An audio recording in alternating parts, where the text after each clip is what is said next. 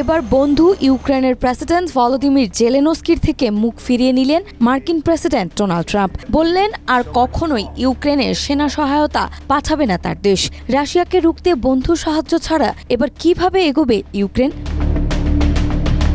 মার্কিন president Donald Trump স্পষ্ট করে জানিয়ে দিয়েছেন, ইউক্রেনকে সামরিক সহায়তা দেওয়া বা দেশটির নিরাপত্তা নিশ্চিতে মার্কিন সেনা মোতায়েনের কোনো পরিকল্পনা নেই।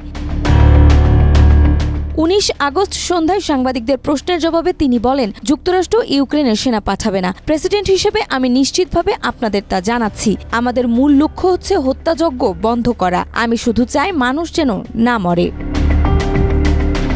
ট্রাম্প আরও জানান, ইউক্রেনের নিরাপত্তা নিশ্চয়তায় ফ্রান্স, জার্মানি ও যুক্তরাজ্যের মতো ইউরোপীয় দেশগুলো সেনা পাঠাতে পারে, তবে যুক্তরাষ্ট্র সেই পথে কখনোই হাঁটবে না। তার মতে এতে কোনো সমস্যাই হবে না।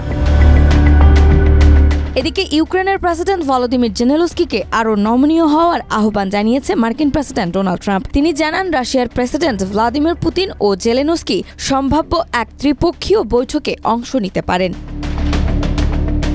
এদিকে 18 আগস্ট পুতিনকে ফোন করেন ট্রাম্প। ওই সময় ইতিবাচক আচরণ করেন পুতিন। ট্রাম্প বলেন, ওই সময় পুতিন যদি ইতিবাচক আচরণ না করত তবে পরিস্থিতি আরও কঠিন হয়ে উঠতে পারত। বিশ্লেষকরা বলছেন, ট্রাম্পের এই মন্তব্য কঠিন পরিস্থিতির ইঙ্গিত দিচ্ছে।